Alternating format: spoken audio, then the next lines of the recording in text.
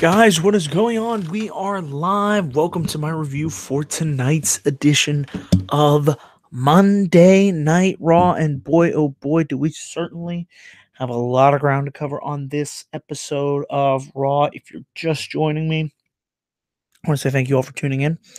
Be sure to participate in the live chat throughout this entire review because this was a very noteworthy edition of Monday Night Raw. I'd have to say it was one of the better editions of Raw that I've watched in a while, and this felt like an episode of Raw that I would like to see on the road to WrestleMania as we continue to advance. We're only less than 6 weeks away, 40 days and counting. The clock is ticking till the granddaddy of them all, till WrestleMania 35. And yours truly will be there giving you the best video content that I possibly can. So, guys, let's talk about Raw. Of course, a major talking point from this edition of Raw was Roman Reigns. The big dog is back in action, and his cancer is in remission. This was emotional. This was incredibly satisfying. And a couple weeks back, I had the honor of meeting Roman Reigns, and it was great to see him, shake his hand. I told him, thank you for putting your body on the line for our entertainment. And just the gratitude that he showed me, was truly humbling and inspiring. Tonight here, he came back, got a tremendous ovation. And he said he's going to use this platform to help raise awareness for those that are suffering just like he was. And he said his cancer is in remission, and he's back. Crowd goes crazy. Seth Rollins comes out the ramp and hugs his brother, Roman Reigns. I mean, what more can I say about this? This is great. Well, whether you're, you know, however you feel about Roman, I mean, you should put that aside and just be grateful that his cancer is in remission. He's going to make full recovery. I didn't think it would only take 4 months. When I heard they were making this announcement, on Twitter, oh, Roman's coming back, and he's going to be on Good Morning America tomorrow, I thought it had to be something positive. It had to, because just the way that they were talking about it and hyping it up. So this is great. Now it begs the question, what does this mean for Roman at WrestleMania? We'll see. It looks like we might be seeing the Shield have a reunion at Fastlane. That remains to be seen. But the most important thing is the health of Roman Reigns, the health of the guy. And for his wife, his daughter, you know, his family, they must be ecstatic. And for the man himself, Joseph Anoa'i, I hope I pronounced that right. God bless you. We love you. We're here for you. We knew you'd kick cancer's ass. So, from here we had Aleister Black and Ricochet versus the Revival. You could obviously tell this match got cut short on time. The Revival suffered their second loss in the last 2 weeks. Aleister Black hits the Black Mass on Dawson for the win. So while it was nice to see Ricochet and Aleister Black pick up big wins here for the second week in a row, I don't know if I would have jobbed out, not jobbed, bad word to use. I would have had the Revival lose 2 weeks in a row. Just saying, unless it leads to possibly a fatal 4-way tag team match, you could do that at the Fastlane pay-per-view with the Revival versus Aleister Black and Ricochet versus DIY versus Gable and Bobby Roode. So we'll see what direction they go in. We had Elias, who was interrupted by Lacey Evans, who was then interrupted by Dean Ambrose, who said he wanted a rematch against Drew McIntyre tonight in a no disqualification match. Elias starts getting to play his guitar. Then Dean tries to make some wisecracks at Elias. Elias goes to hit Dean Ambrose and lays out Elias with dirty deeds. We had Ronda Rousey and Natalia versus the Riot Squad. I like this tag match. I actually there was some solid work in here with between all four women. But the thing of this match wasn't what happened during the match. It's what happened after the match. We had Ronda Rousey, who was hit Piper's Pit. She was setting up for the armbar. Becky Lynch comes through the crowd, and she takes out Natalia, leads to the DQ. Then her and Ronda are brawling. They have security down there. Cops are pulling Becky apart, and they arrest Becky Lynch because Triple H and Stephanie, they warned her. They said, if you show up, you're going to be arrested. And that's what happened to Becky. And then what was more interesting was after the match, Stephanie comes down to the ring after Ronda Rousey called out Vince. He didn't show. We got Stephanie instead. And she says, you need to reinstate Becky Lynch. You need to make the match for WrestleMania 35. She says, I can't do that. Becky's been arrested. And she still refuses. Stephanie, that is. And Rousey lays the title down and says Vince needs to make the right decision. And she just walks away, and we're like stunned. We're like, what the hell does this mean for the Raw Women's title? Ronda Rousey just walked out. She laid the belt in the middle of the ring. I'm like, what the heck is going on here? I like this. This creates intrigue. I love what they did with Becky with the arrest. I thought maybe she would pop up later on in the night. She didn't. But from the tag match to, this is some of the best stuff here on Raw with the women. And this should be your main event. But this was great. I loved every second of it. Becky insanely over with the crowd, and I can't wait to see whether it's a triple threat, whether it's a one-on-one. I can't wait to see stuff go down in April at MetLife Stadium.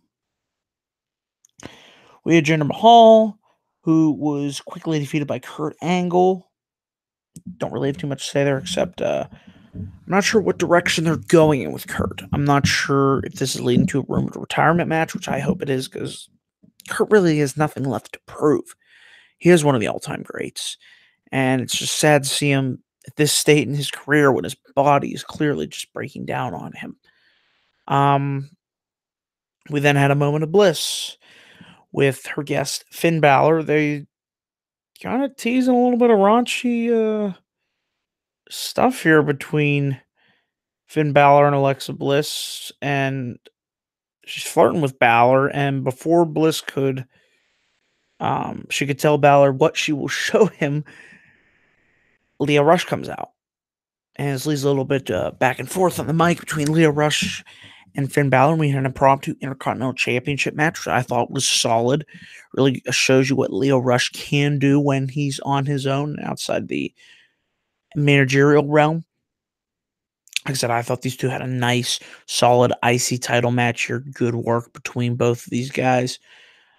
Finn Balor was able to hit the 1916 on Lio Rush after he tried for a springboard stunner attempt. And Finn Balor, of course, hits the coup de grace for the win. So a nice win there by your Intercontinental Champion, Finn Balor. And more teased dissension between Bobby Lashley and Finn Balor backstage. Lashley just badmouthed and ran down Lio Rush. And, he said, what are you doing? You're getting yourself a title shot for me. I don't get it. You were the one pinned by Finn at Fastlane. Now you're pinned. You were pinned last week. You're pinned this week. It's just, can't do it. We then had what was supposed to be Bobby Lashley versus Braun Strowman. But the match, these two just start beating the shit out of each other. And Strowman runs over Lashley like a freight train. And he also runs over Lio Rush. Match is a no contest. And Strowman's music hits and leaves. So I'm not sure what the heck they're doing with Braun Strowman. I'm not sure what direction Braun Strowman is going in for WrestleMania. It seems like they don't know what to do with him. And as a fan of Strowman, that's just a little bit disappointing to see. Then in a no DQ match between Dean Ambrose and Drew McIntyre, like the use of the belt. Oh, God, I said belt. Not allowed to say that, Vince. The belt by Drew McIntyre, he whipped Ambrose in the back with it. Later on in the match, Ambrose picked up the belt and whipped McIntyre with it. And then Ambrose fell to the outside of the ring. McIntyre picked up the ring steps. Ambrose hit a drop toe hold onto Drew McIntyre, bounced his face right off the ring steps. And before Ambrose could hit a suplex on McIntyre, Elias came back for a measure of retribution to Dean Ambrose, laying him out earlier on in the match, or in the night, with dirty deeds. And McIntyre hits a Claymore kick on Ambrose for the win. And after the match, we have Corbin and Lashley. They come down, they start beating down Dean Ambrose. I'm like, I know where this is going. And Roman Reigns, Seth Rollins, they come down and make the save. And I thought, oh, surely this is going to lead to a Shield reunion. But Dean Ambrose, hesitant as he was, he didn't get in the ring and do the fist bump. So makes me wonder where they're going with Dean Ambrose, because he went from heel, now he's babyface, and it's really confusing when it comes to his character. And is he really leaving? It makes you wonder. Maybe it is all work. I still have my doubts, like I said, but we'll see where that goes. We had Bayley versus Nia Jax. Bayley picked up the win here on Nia Jax after hitting the elbow on Jax for the win. And it was also announced at the Fastlane pay-per-view on March the 10th. It'll be Bayley and Sasha Banks versus Tamina and Nia Jax for the women's tag team titles. And we get to the moment we were all waiting for, the 70th birthday celebration. Woo! For one of the greatest of all time. Limousine riding, jet flying, kiss dealing, wheeling dealing, thought of a gun. The Nature Boy. So we had Stephanie McMahon, Triple H, the entire roster was on the stage. Stephanie introduces HBK, Sting, Ricky Steamboat, Kurt Angle. They all come down to the ring. They have a birthday cake for Rick. They have balloons. They unveil a beautiful World Heavyweight Championship belt given in honor of the Nature Boy. They hit his music, and Flair doesn't come out. And a cameraman rushes backstage, and we see the Animal, Dave Batista, return to Monday Night Raw. We saw him at SmackDown 1000, but the last time that Batista was on Raw was in June of 2014. He drags Ric Flair's limp body out of the room. And he looks into the camera. He asks Triple H, do I have your attention now? Triple H rushes backstage to provide comfort and aid to his friend, the Nature Boy, somebody that is near and dear to the heart of Triple H. And we go off the air with the return of Batista, potentially leading to a match between him and Triple H at WrestleMania. I'm all for it. I know some of you may not be, but if this is what Batista wants, he said he wants to go out wrestling Triple H for his retirement. So you can do it. It's two legends, Batista, Triple H, going out there and wrestling. I'm okay with that. It's when we have Undertaker and Kurt Angle, and it's just like, you could do one of these matches on the card where it's two big names, personal issues, animosities. They even go all the way back to when Batista, left in 2014. And of course, him and Triple H feuded in 2005. And Batista dominated that feud. And it's really the feud that helped put Batista on the map. When he won the World Heavyweight title, beating Triple H at WrestleMania 21, which I enjoyed that match. Give these two a stipulation to work with. I think it would be awesome. So come April 7th. And while the match hasn't been confirmed, I think it is all but confirmed at this point that we are going to see Batista versus Triple H at WrestleMania.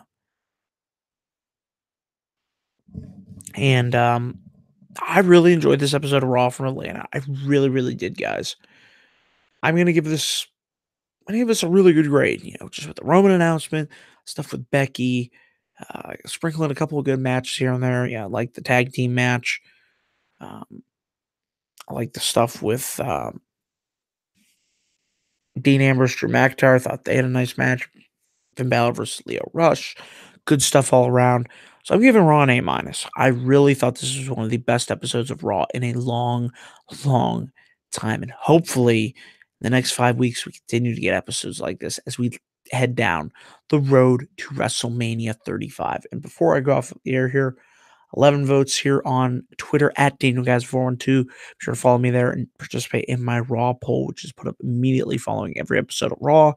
82% thumbs up, 80% thumbs down. So I want to say, guys, thank you all for tuning into this live Raw review. Remember to click my like and subscribe button here on youtube.com/DanielGuys412 for all my latest thoughts. Be sure to check out both card predictions videos for the upcoming Fastlane pay-per-view, and of course my WrestleMania card predictions as well. Tomorrow I will be uploading another personal vlog video, so the content continues to roll here on youtube.com/DanielGuys412.